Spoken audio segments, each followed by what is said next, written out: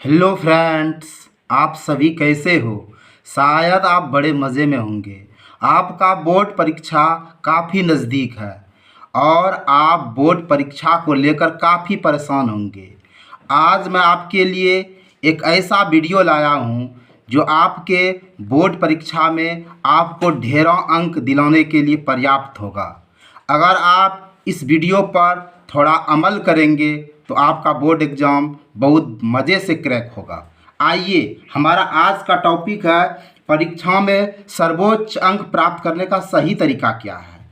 देखिए, हमारा जो एग्जामिनेशन होता है, आप उसको दो टुकड़े में बांटिए। एक तैयारी, पहले आप तैयारी करते हो फिर आप एग्ज़ाम देते हो। अब देखो, आप तैयारी जो करोगे, आप कौन कौन से बिंदु पर ध्यान दोगे। जब आप तैयारी करोगे तो सबसे पहला आपका होना चाहिए बुलंद इरादा। आपका इरादा एक मजबूत होना चाहिए, आपका सोच मजबूत होना चाहिए। एक कहावत है कि well begun is half done. अगर आपने कोई काम करने का इरादा बुलंद कर लिया तो समझो आपने आधा फासला तय कर लिया। इसलिए गाइड, आप सबसे पहले अपना इरादा बुलंद करो। गाइड, अपने आप से वादा करो कि अपने टारगेट तक पहुंचने के लिए हार्ड वर्क करोगे। ये आपका एक सोच बनना चाहिए कि आप हार्ड वर्क करोगे। इस तरह का बुलंद इरादा बनाओ। जब भी आपका इरादा कमज़ोर पड़े तो आप अपने आप से किए गए वादे को याद करो कि हमने क्या वादा अपने आप से किया था, खुद से क्या वादा किया था, इसको आप याद करो। आपने अपने लाइफ के लिए कई ड्रीम देखे होंगे। हर स्टूडेंट अपने लाइफ के लिए ढेरों ड्रीम देखता है। जब भी आपका कदम लड़खड़ाए तो आप अपने ड्रीम को याद करो। जब भी आप अपने ड्रीम को याद करोगे गाइड, तो यह आपको मोटिवेट करेगा, यह आपको उत्प्रेरित करेगा। अब गाइड, हम आगे बढ़ते हैं। गाइड, उसके बाद आता है नियमित अध्ययन। आप नियमित अध्ययन करोगे तभी आप परीक्षा में ढेरों अंक ला सकते हो। गाइस, एक बात याद रखना, हम लोग टीचर पर जाते हैं, क्या हम फलां टीचर के पास पढ़ेंगे, नामी गिरामी टीचर के पास पढ़ेंगे तो बहुत अच्छा कर जाएंगे। देखो गाइस, टीचर का बहुत बड़ा रोल है, लेकिन अच्छे टीचर के साथ आपको नियमित अध्ययन करना पड़ेगा और इसके लिए आपको एक दिनचर्या बनाना पड़ेगा, आपको एक रूटीन बनाना पड़ेगा और उसी दिनचर्या पर आपको चलने का प्रयास करना होगा। ठीक है। और आप गाइस, एक बात का हमेशा ध्यान रखना कि ब्रह्म मुहूर्त यानी 3 से 5 बजे सुबह में स्टडी अवश्य करना, क्योंकि यह टाइम जो होता है ना, वैज्ञानिक दृष्टिकोण से काफ़ी महत्वपूर्ण होता है। यह समय जो होता है ब्रह्म मुहूर्त 3 से 5 बजे का समय, यह काफ़ी शांत होता है और इस समय मस्तिष्क काफ़ी तरोताज़ा रहता है। इस समय आप जो भी पढ़ोगे आपके दिमाग में बहुत अच्छे से कैच होगा। इसलिए आप ब्रह्म मुहूर्त में 3 से 5 बजे सुबह अवश्य स्टडी करो। गाइज, आप एक बात याद रखो, स्टडी लंबे समय तक कभी मत करो। 5 घंटा 6 घंटा इतना लंबा स्टडी कभी नहीं करो। 1 घंटा का स्टडी करो, उसके बाद कम से कम 15 मिनट का आप ब्रेक लो। आप ब्रेक लेते हो 15 मिनट, कोई आप छोटा मोटा खेल खेल सकते हो, म्यूजिक व्यूजिक सुन सकते हो। 15 मिनट तक आप रिफ्रेशमेंट हो सकते हो। इससे क्या होगा, आपका दिमाग फिर से तरोताज़ा हो जाएगा। गाइज, आप 2-3 मंथ आपके लिए काफ़ी इंपॉर्टेंट होता है। ये 2-3 मंथ के लिए आप टीवी और मोबाइल को भूल ही जाओ।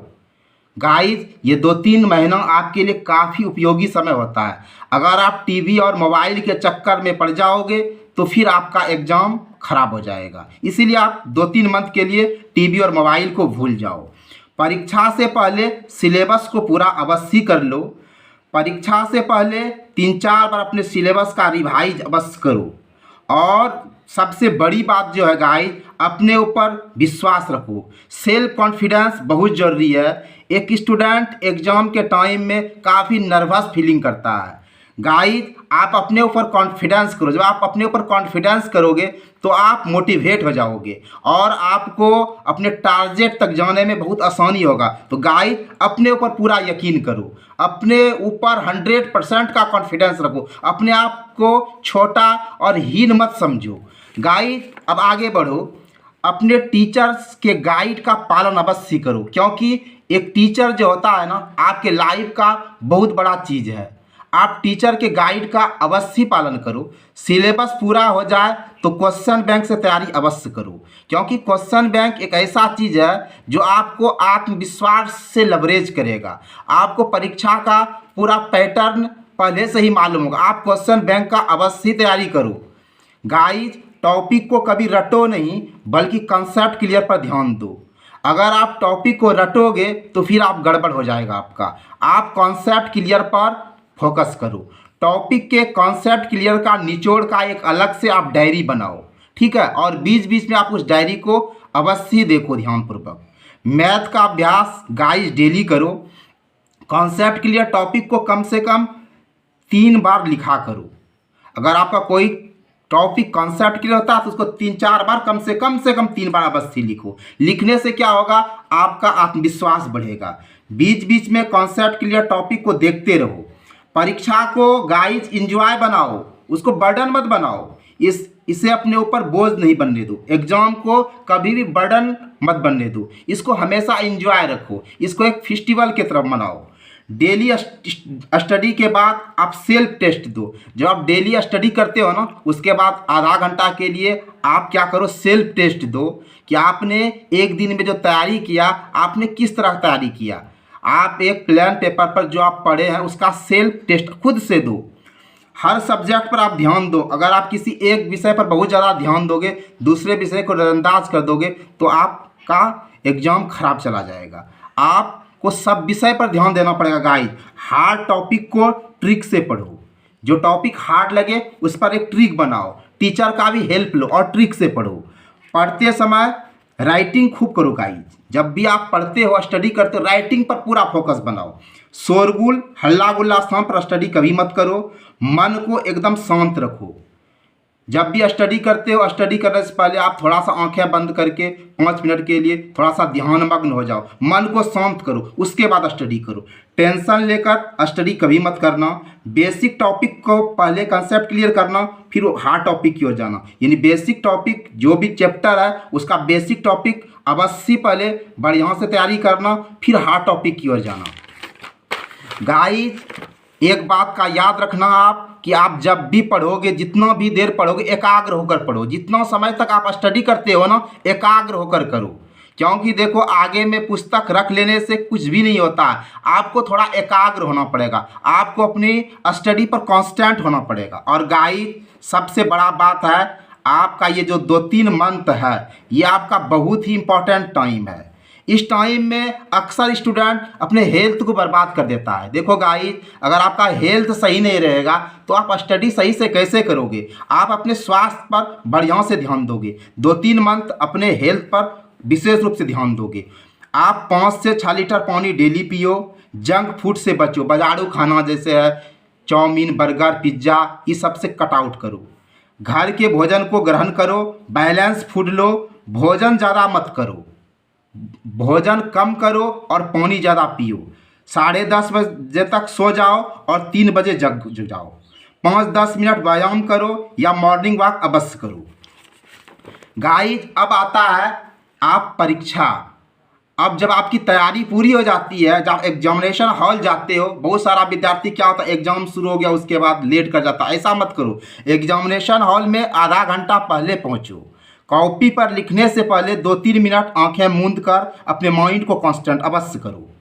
एक बार सारे क्वेश्चन को ध्यानपूर्वक पढ़ो गाइज। जिस प्रश्न में आपको पूरा कमांड हो उसका जवाब पहले दो।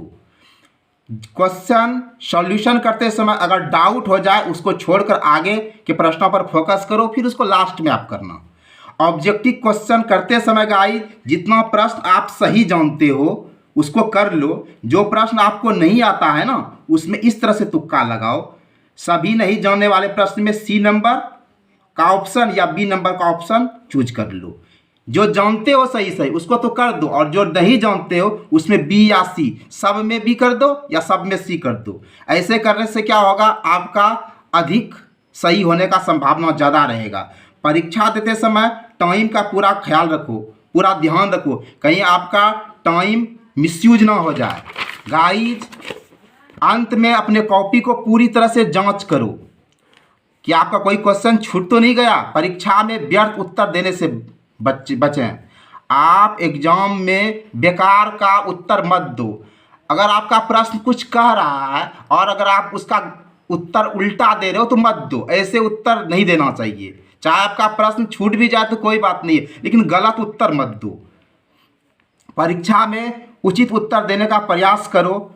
मैथ का सॉल्यूशन अगर पूरा नहीं भी कर पाए, जितना आता है उतना अवश्य करो।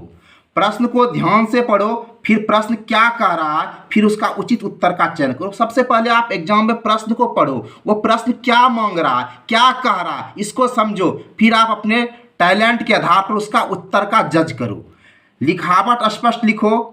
आई होप गाइज आप इस निर्देश का पालन जब करोगे तो परीक्षाओं में ढेरों अंक बटोर सकते हो। हमारी शुभकामनाएं आपके साथ है। ईश्वर आपको ढेरों सफलता प्रदान करे। जय हिंद, जय भारत।